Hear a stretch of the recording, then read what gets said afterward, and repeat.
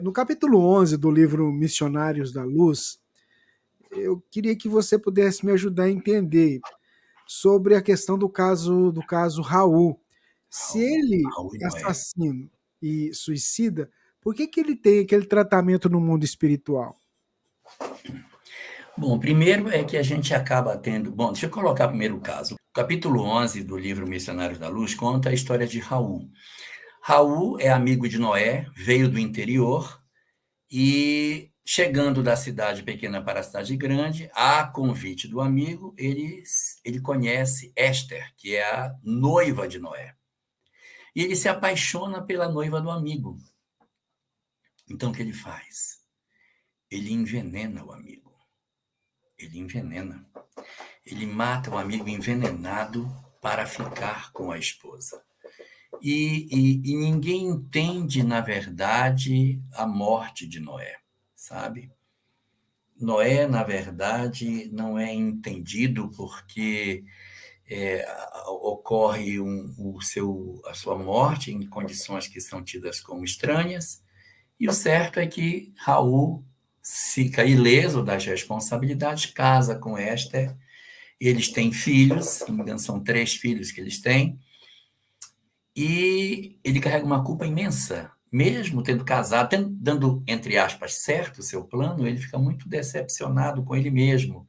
E ele desenvolve uma personalidade nostálgica. O peso daquilo que ele fez não lhe deixa em paz.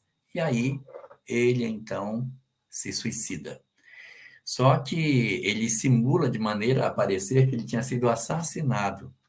Aí só depois é que vão descobrir que ele tinha, na verdade, cometido suicídio. Ele faz isso para se eximir das responsabilidades. Bom, mas aí o que acontece com o Raul? Raul não vai para o Vale dos Suicidas. Não vai.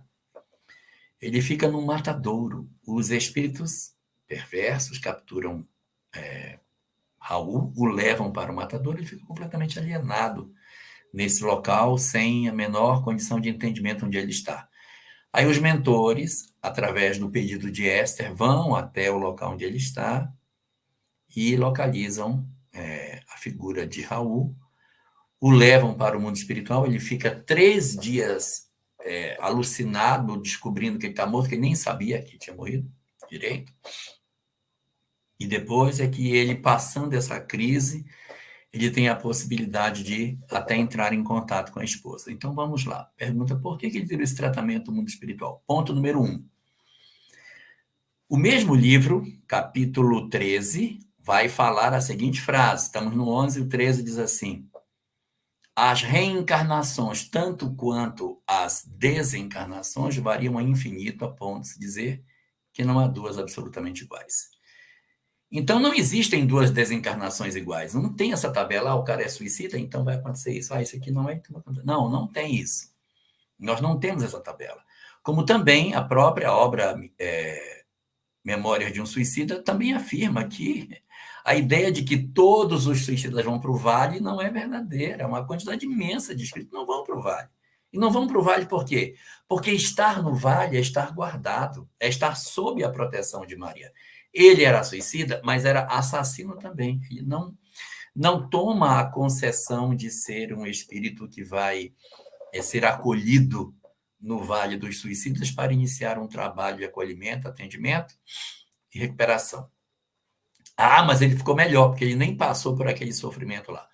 Pois é, nem todos os espíritos que se suicidam, eles experimentam aquilo tudo que o Vale tem, porque o próprio livro Memória de um Suicida também nos destaca que, em alguns casos de suicídio, o caso é tão grave que o melhor é pegar o suicida e, mesmo que ele não tenha ainda noção clara do que tem, bota ele para reencarnar.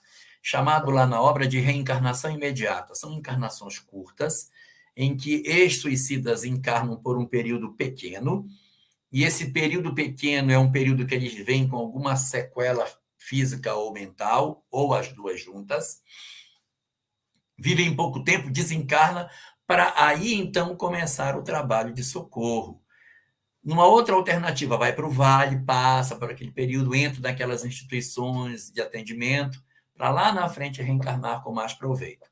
Exemplo, no livro Amor e Ódio, de Ivone do Amaral Pereira, aparece a história do Mudinho. Nós temos o personagem principal, Gaston, que se suicida na encarnação anterior e reencarna como o Mudinho, na mesma cidade, vive pobre, e desencarna, se não me engano, com 11 anos, desencarna ainda jovem, o Mudinho. Ele encarna pouco tempo depois, ele se suicida, pouco tempo depois encarna como Mudinho. Essa encarnação do Mudinho ainda não é a encarnação definitiva. Essa é como se fosse uma espécie de mata-borrão. Livro Renúncia, o personagem Rob, irmão mais jovem de Alcione, era o primo da mãe que se suicida e quando, pouco tempo depois, pam, já aparece reencarnado como o irmão adotivo de Alcione. Mas ele vem com sequela nos pés, nas mãos, estrábico, com algumas características e limitações intelectuais. Então, essa encarnação ainda é uma encarnação de interstício, por assim dizer.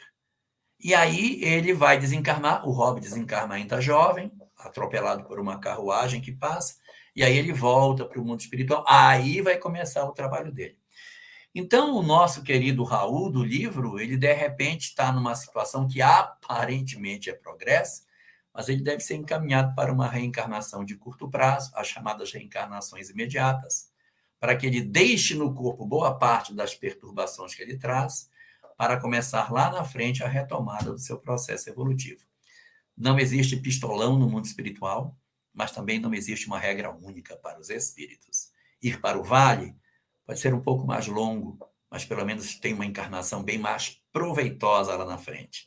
Reencarnar muito prontamente leva para as reencarnações imediatas, que é muito mais de interesse pessoal, pouco tempo, lesões físicas e ou mentais, para poder depois começar o trabalho de recuperação.